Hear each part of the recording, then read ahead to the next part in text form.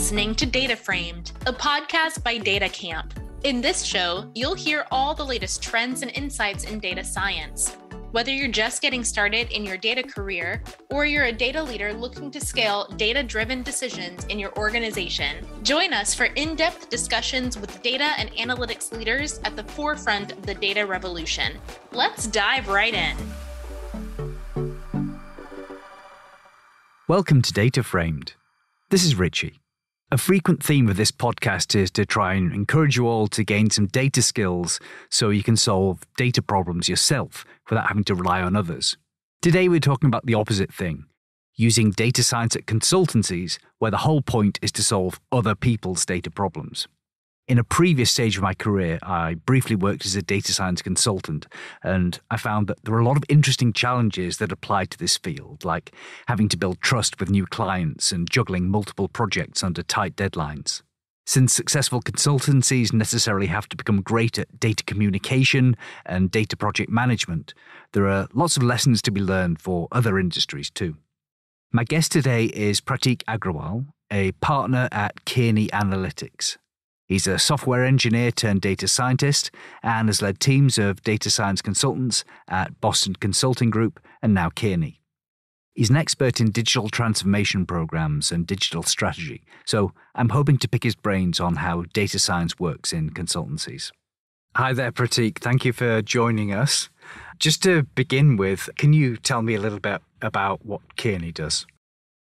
Kearney is a global management consulting firm. We are over 5,000 folks in more than 40 countries, sizable presence in quite a few geographies. Brilliant. So can you tell me a little bit about what you do as a partner at Kearney? Absolutely, Richie. I, as a partner at Kearney and specifically in the Kearney Analytics practice, lead our automotive and industrials transportation sector. And what that means is understanding our clients' needs in those sectors as it pertains to a wide variety of topics, be it supply chain, be it manufacturing, as well as understanding the customer and the growth side of things as well. It requires us to understand where our clients are headed or even push sort of the thinking on where the clients can actually start exploring both new markets as well as gain new efficiencies or gain efficiencies in what they already do. Can you maybe give us some details on examples of things that your customers are trying to solve in the automotive, transportation and industrial sector? So if you think about, let's take manufacturing as an example. We're undergoing the fourth industrial revolution or in I 4.0 and a lot of different marketing terms I'm sure either you've heard or the general audience has also heard. But what that entails is how are we helping optimize processes within manufacturing? As AI is coming of age, how do we bring it to typically areas where analytics didn't really play a part? It wasn't necessarily infused. Digital was not a part of the discussion.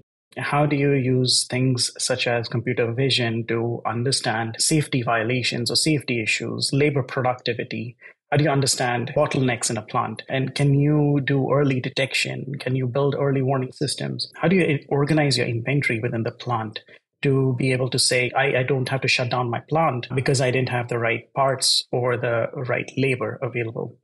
It spans a bunch of different topics, but each of our clients typically tends to go through that journey, starting with one topic and so on and so forth. There are aspects of it that can be built into a program, such as Factory of the Future program, which basically entails analytics, continuous improvement, automation, and this is all on the manufacturing side. So it sounds like there are a lot of optimization tasks there and just really preventing or having some warning about if something disastrous is going to happen. You want to know upfront before that disaster does occur.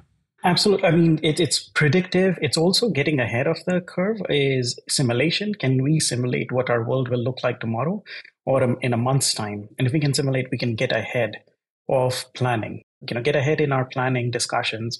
And that is a frontier that we're pushing with our clients.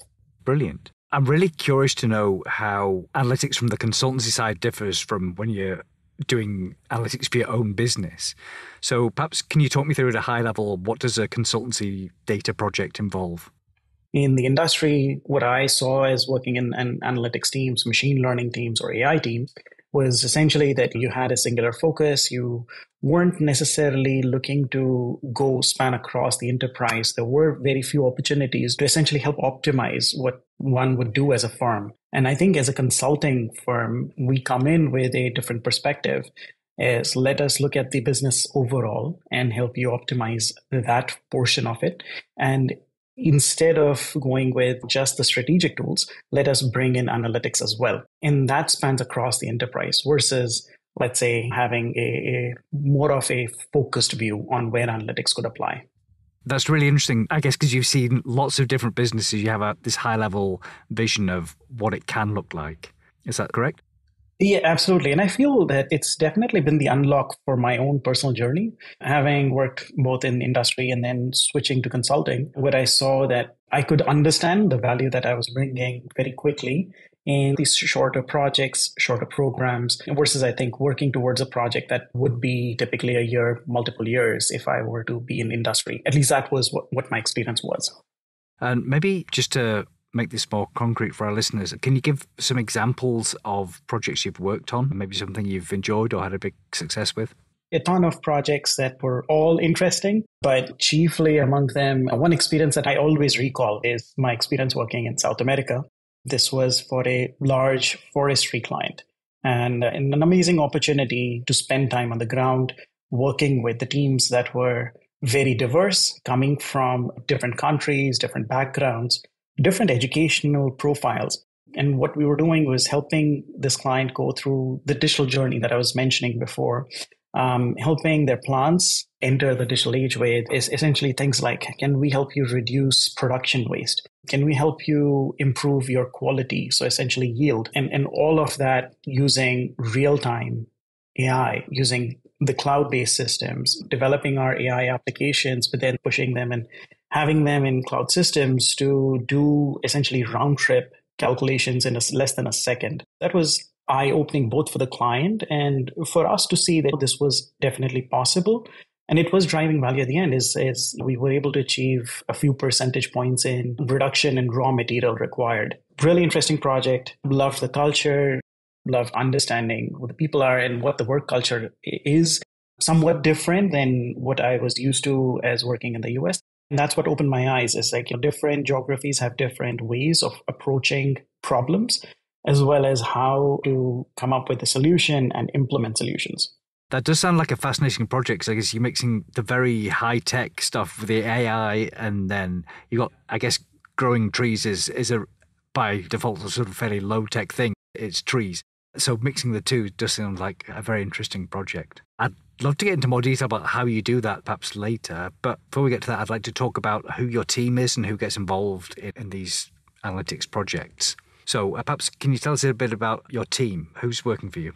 So usually these start out with, as one would think, consulting engagements would be accelerated, fast-paced versions of what a typical sort of due diligence might look like, or when you're assessing whether a project actually has or a problem has legs and has the right solution, can have the right impact. So starts off with a pretty small team of, I'd say, like a manager plus one consultant or so, and they'll be looking through both the business value of what we're trying to solve for. Actually, even prior to that, what the problem is, defining the problem, putting sort of the bounding box on that, then going ahead with understanding what the value would be, starting to help prioritize what do we actually work on. Do we go ahead and work on the first problem that we encounter? Or do we go ahead and start prioritizing based on what's going to be the overall impact for our clients? And from that prioritization matrix, essentially helping the client through on building those solutions with a somewhat larger team, I'd say. Still limited in terms of the number of folks that would work on an engagement, but somewhat larger team which would constitute of data scientists, data engineers. Typically, if you're in a full-blown scaling and implementation mode, it requires software engineers, UI experts. Usually, myself as an engineer and as a data scientist, I'm not really familiar with what works for users and in terms of interfaces. And so bringing a UI expert is amazing because they can interact through interviews and start building out what is actually required for that particular problem. And so like bringing in the UI folks, the full stack developers, it's a massively joined team in terms of the skill sets that one needs to bring to bear. So it's not just the data science and the AI aspect of it, but it is all these different pieces that need to move together. So this is actually really fascinating that you have this dynamic team that starts off with a few people and then grows to a much larger team. And I guess working in a company, that feels slightly unusual to me because I'm part of a team and that's like, it's the same people all the time. So I'm curious, do people work with each other on more than one project then? Do you find that people tend to cluster and repeatedly work together, or is it different teams every time?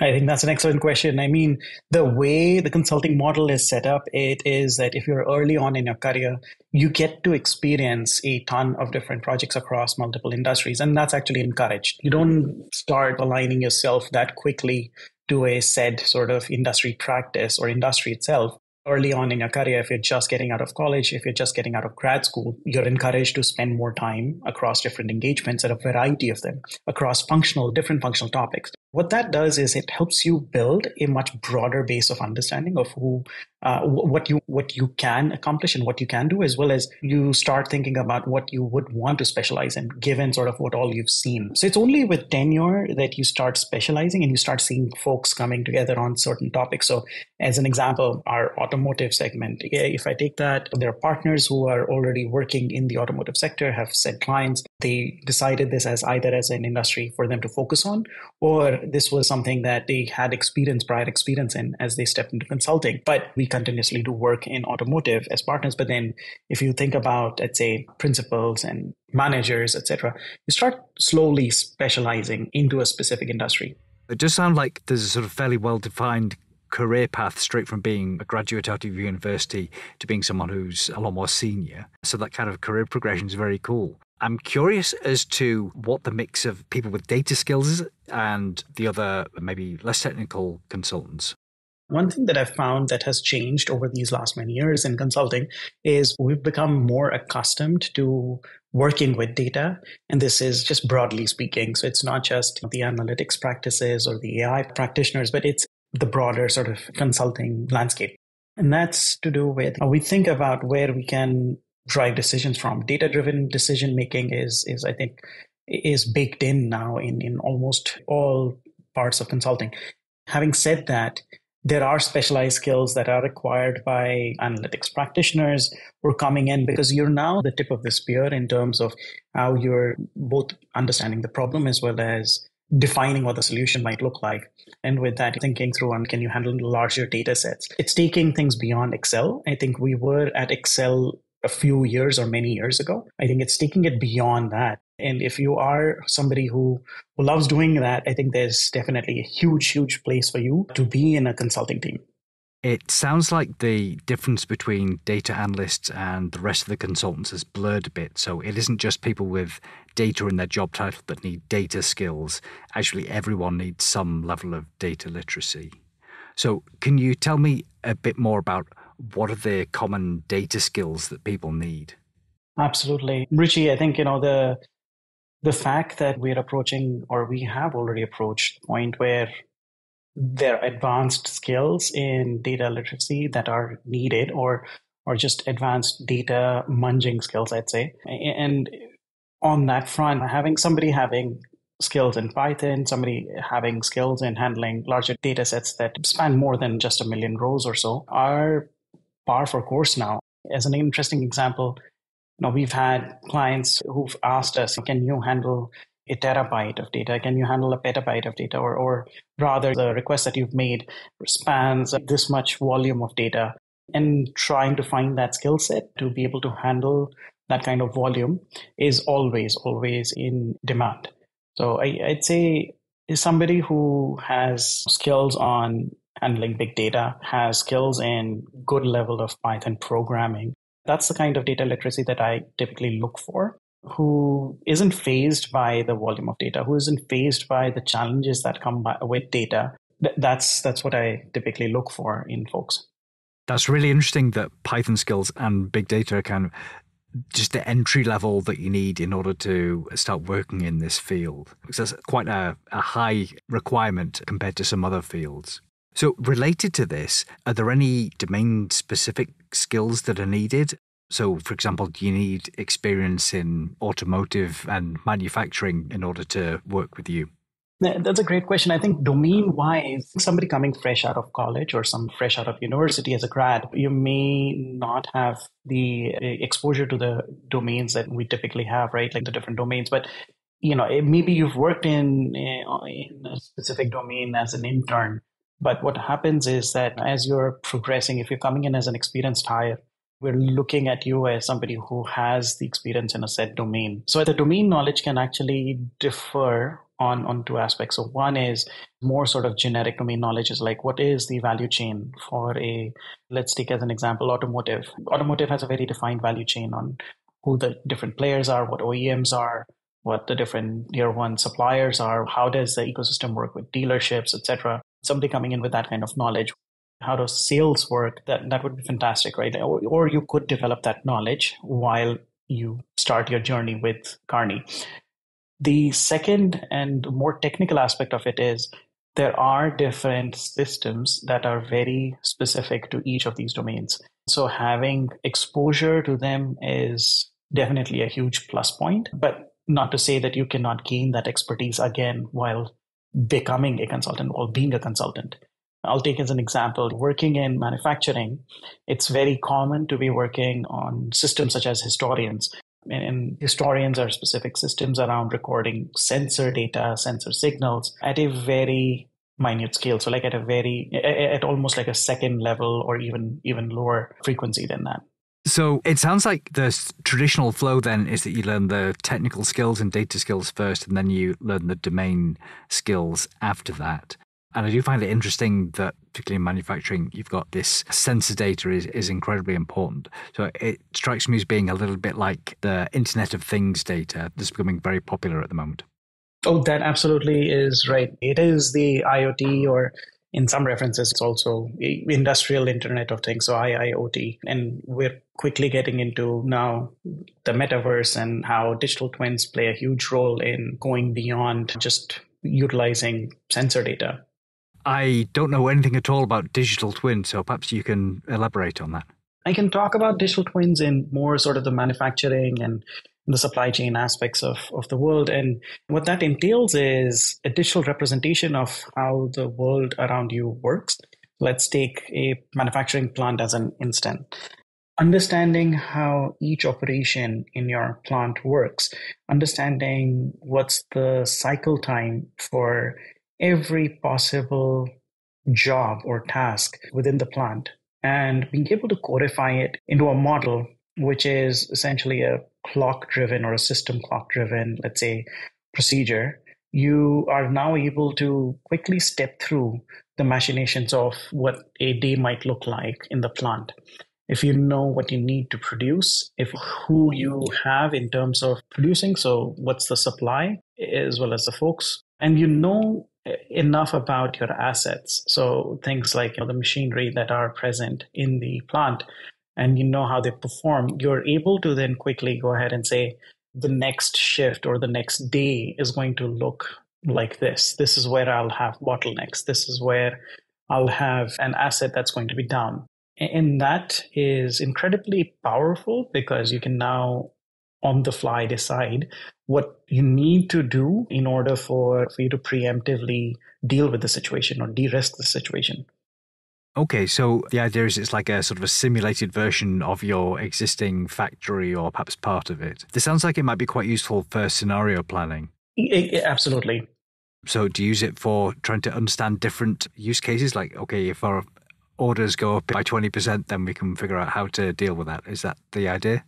Absolutely. So if you've got what kind of mix of products you're going to be creating or manufacturing, and you know who's going to be coming into the plant, you're able to go ahead and say, I can't sufficiently do this, or I'm going to be under, and my throughput's going to be lower. And if you know that, then you're able to actively do scenario planning on like, let me think about shifting the demand to a different plant that might be able to meet the production demand, and it won't suffer on throughput loss.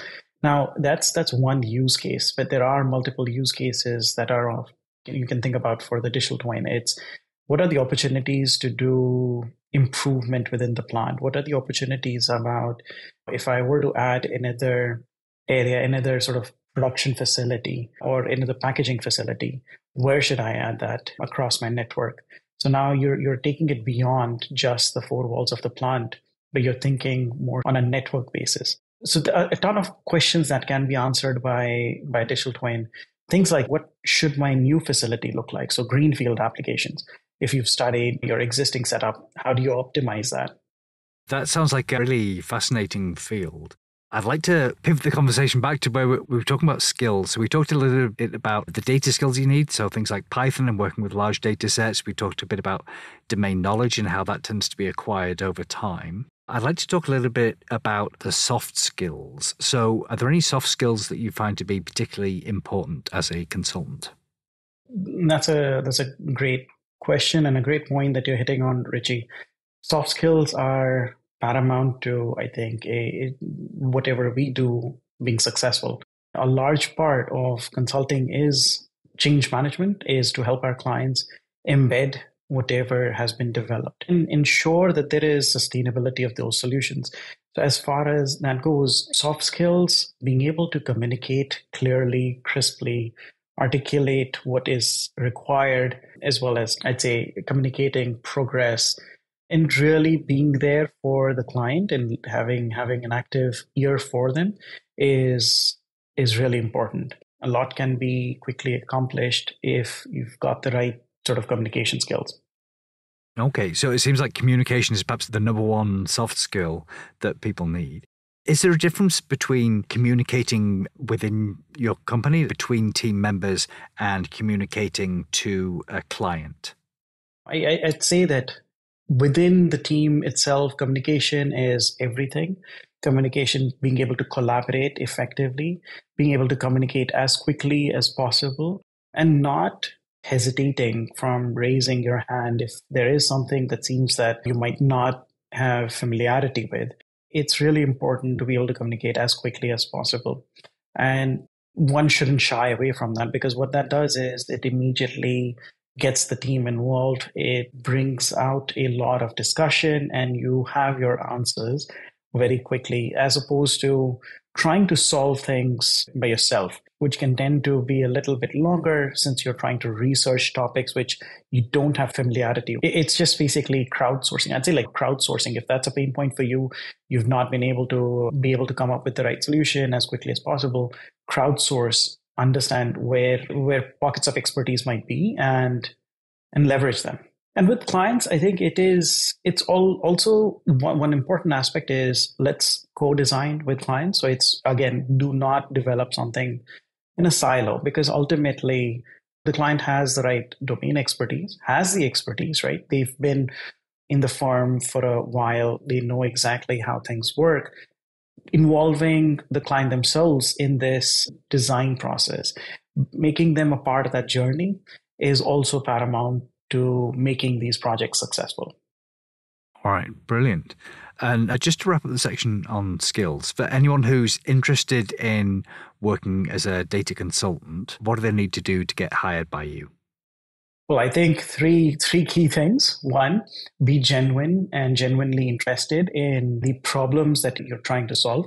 So be there for the client, be interested in what the problem is and helping them. The second is be curious. And by that, I mean curious enough to explore the art of the possible. No need to shy away from innovation or pushing the envelope in terms of what can be done. Frequently, we do get inspiration from other sectors and try to bring it to our own clients. So being curious is really important in trying to. And the third, I'd say, is collaboration. So being open to collaborating. That will get you the most learnings as quickly as possible in your journey as a consultant. Now, in terms of data itself, I'd say have the technical skills. But these 3 points, I think these 3 points are really paramount to you becoming successful and getting hired as well. So moving on to talking about how consultancy differs from other businesses, because it does seem to be a fairly unique beast. So I'd like to know if there are any challenges to working with data that are specific to consultancies. Well, I think the time pressure, Richie, there's always a timeline that one is working against. And so working with data in a consulting firm is usually dependent on whether we actually have the data. So timelines are based off of how quickly can we get the data from the client to start working on at least an initial hypothesis. A lot of time gets spent also on just the cleaning and really distilling and building sort of a single source of truth, which one can go off of and the team can go off of. So you mentioned data cleaning there, and I imagine that if the client knew how to get the most out of the data themselves, then they'd probably send you the clean data set. But that's the reason they're hiring you, right? Is because they need help working with their data. So I can imagine that you do have some fairly gnarly data sets to deal with. Just related to challenges with data, how do data privacy and security issues affect you? So if your clients have to share data with you, do you run into any roadblocks around privacy and security? Well, that is always the concern, and that is always something that we keep an eye out for in terms of how we work and the kind of system so that we're not violating any policy, any regulations. I think GDPR is one huge regulation that we work with. So like, let's say working in Europe, working in, or anywhere actually, as a matter of fact, it's paramount that we don't work with PII data and with that also understand that the analytics that we build is ethical. So there is an ethical component to it. It's being responsible. And it's to ensure that we're not introducing any bias in any systems that are getting built. So we'll work with legal teams, we'll work with HR teams, both of the client, ourselves, our own teams, to ensure that we're working in compliance. Okay, that's really interesting that you make an effort towards having these ethical systems. And do your data analysts and your machine learning scientists, do they have any training or expertise in how to make ethical models? We've definitely been going through that over the last few years. That change has come through in terms of both as we recognize how the data that we already start with might already be affected. How do we actually help our clients in dealing both with what's already been recorded versus also ensuring that there isn't a bias that comes through the system. And in order for us to do that, we work with our data analysts, our data scientists in vetting those models. And we're involved in the quality aspect of it on an ongoing basis. And I'm curious as to what your customers and clients want out of the projects. So my experience of consultancy is that most of the time they just want to know, how are you going to make them more money? But occasionally you sometimes get someone who's technical and they really want to know like all the details of like how your methodology worked and things like that. So I'm curious as to your experience of like what your customers actually care about as the sort of results of the project. I've encountered this quite a few times where clients want to really deep dive into the modeling aspect of how does this work, and let me bring the expert from my team. And frequently that's an amazing experience because you can quickly nerd out on models as well as model specifics. And that helps us in socializing what's been developed. So it's not just that we've developed something only for the sake of the client gaining an upside, but it's also there's a technical component in helping them establish the longevity of such said solutions with their teams, because ultimately the client teams will own such solutions if they've not been co-developed with the client. And having said that, I think the more curious I think we have folks from clients, I think the better it is, because it also helps us understand that there is a team that can catch the solution itself or can be a part of that solution building process. Okay, so it seems like that involves some sort of level of skill transfer to the client. And I'm curious as to how that happens in general. So, for example, after your project is finished, how do you make sure that you don't just sort of leave the client to deal with whatever you've given them on their own? Is there some sort of maintenance that goes on after a project's been completed?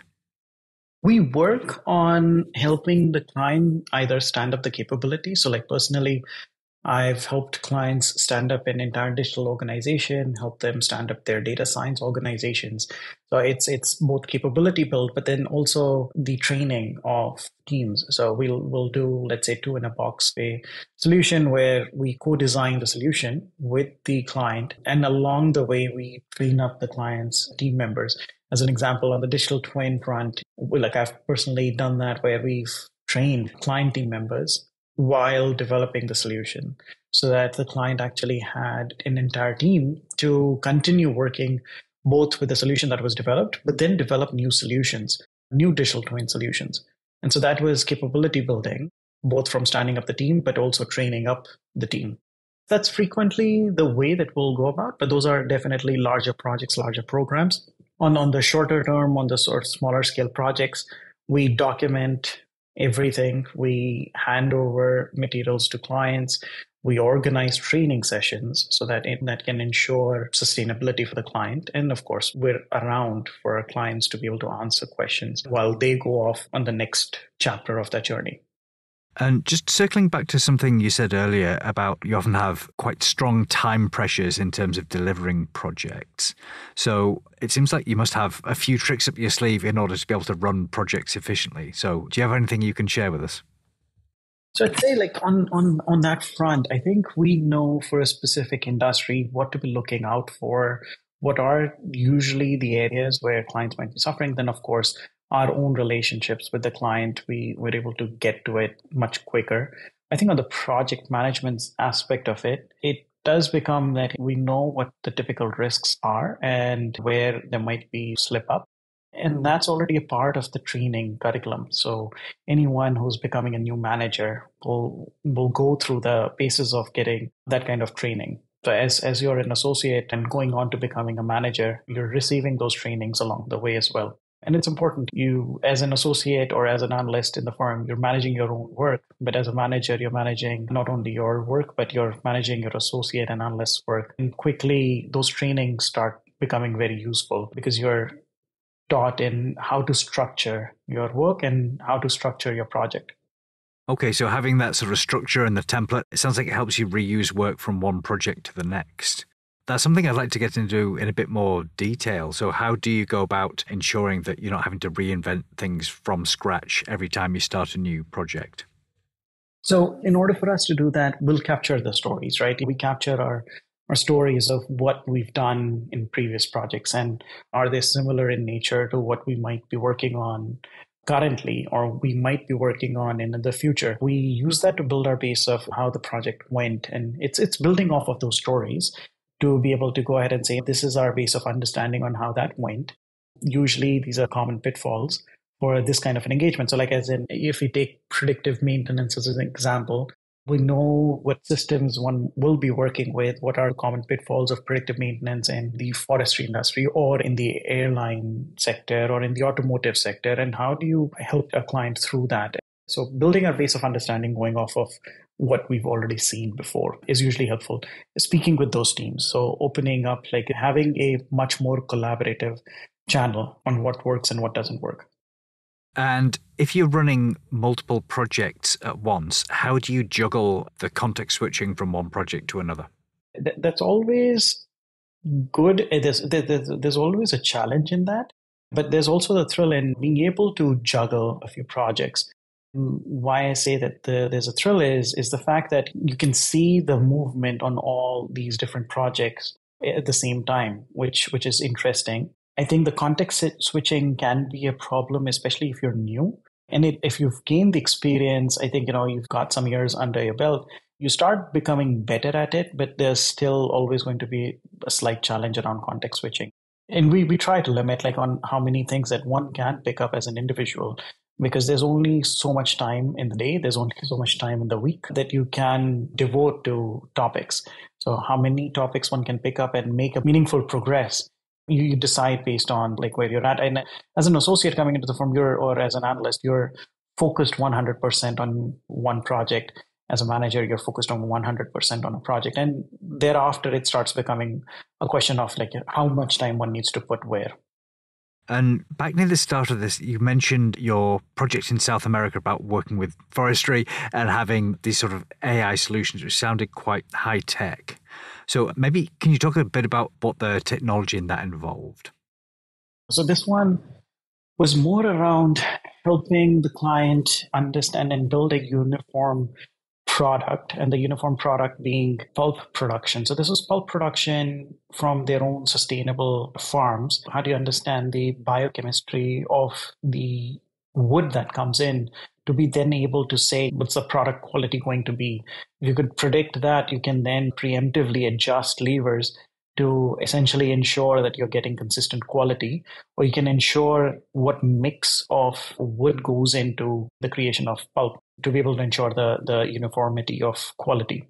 Why that was interesting was because we had to study what it meant in terms of the internal cell structure of trees and what sort of is the moisture content to be able to then say how much of it is going to translate into a bad quality product versus a good quality product. So it's fascinating because one wouldn't ever think, or we didn't really think that that's the key aspect. But again, working with the client and the client's data science team, we were able to gain that understanding because the data science team there had already been working on something like this to try and figure out what's the internal cell structure and moisture content. And we were able to leverage that to take it further on the product quality side. So that's fascinating. I realized that question was a bit of a jump from talking about project management, but what that sounds like is you have a very specific solution to that problem.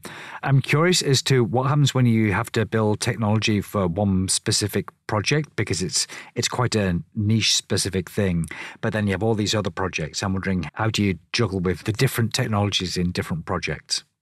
I think that's part of why one is, I think as a data scientist, as a data engineer, as an engineer, I think, and working in consulting, that's the part of being curious is we need to juggle with, frankly, many different technologies on an ongoing basis. I think the one key thing always is, okay, hi client, what are the different technologies do you use today? Is there room for us to push either the envelope in terms of bringing new technologies to the client, but we also need to take stock of the situation on where the client's located. Do they have access to these skill sets in their talent pool, the talent pool that they're likely going to hire from? And so we have to take stock of that situation before we go ahead and arrive at technology specifically. But outside of that, I think it's codifying what we can at a higher and an abstracted level from each of these solutions that get built. So as an example, the forestry example I was sharing, we were able to take it to an abstraction level where we could codify saying, this is what happens when you are trying to solve a product quality improvement problem in so-and-so specific industry. And that's like continuous production. Now, I could take that and apply the same concepts in a different industry, which is still continuous production, and now just use that as a starting point of the understanding, but explore the technology sets separately, which are going to be more relevant for this new client. And you've mentioned curiosity a few times throughout this. It does seem like continuously learning new skills is an important part of being a data consultant. So can you perhaps tell me a bit more about how you go about, or how your team goes about learning these new skills?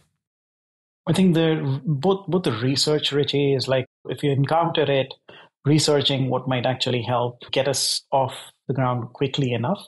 So as an example, let's say you're working with a data set that was sent over by a client to us. Now this came back with a consultant on a secured drive, and we weren't able to travel. This was a different geography. This was a sensor-based data, so it wasn't PII. But looking through that data, like how do you handle that? We didn't have any context on what those files look like. We had absolutely no connection with the client given the remoteness of where the client was located. We didn't have access to them. And so how do we look through and sift through the data and even understand what those files contained was an interesting challenge. But one of the consultants on the team was able to quickly open up the file in a Unix environment, peek through on a couple of lines, and then be able to decipher that, well, this looks like a certain data type, and then research it and be able to download essentially a software to be able to go ahead and start reading those files. And it was that, or being able to, I think in another example, it was, okay, this file actually has delimited values, which the delimiter is unknown to us, and quickly being able to write a Python script that would do on a line by line basis, output the data cleaned up with a delimiter that the whole team could work with. Okay, so this sounds like a lot of detective work and problem solving in cases where you're not really sure, you don't have much context and you don't really know exactly what you're doing, but just having that enthusiasm for going in and having a look and seeing what you can get out of it. That seems like a really important skill. The more tools you have on your fingertips, I think the better that journey looks like. My own personal journey, having the familiarity with Unix-based systems or the Unix toolkit, I think was fantastic. Just being able to open up quickly something, being able to code up using regexes and quickly clean up files, I think that was an amazing skill to have learned at one of my previous employers, how regex works, right? And that seemed to me like almost like a Swiss Army knife for a data analyst. Absolutely. Regular expressions, regexes, they're perhaps like one of the most underrated skills. It's like it comes in handy in so many different projects. Absolutely well worth learning. I agree. Do you have any final advice for people who are interested in data consultancy? I'd say the future is really bright and there is high demand for anyone who's looking to join. The data journey itself, especially on the consulting front, I think we're just getting started. I think the whole world is getting started on the consulting side. So just head on over. We're always looking for amazing people. All right, wonderful. That's a great note to end on. Thank you very much for your time. It's been really fascinating stuff. I'm getting excited about consultancy now. Thank you. Thank you, Richie. Thank you for having me. And thank you, everyone, for tuning in. You've been listening to Data Framed, a podcast by DataCamp. Keep connected with us by subscribing to the show in your favorite podcast player. Please give us a rating, leave a comment, and share episodes you love. That helps us keep delivering insights into all things data. Thanks for listening. Until next time.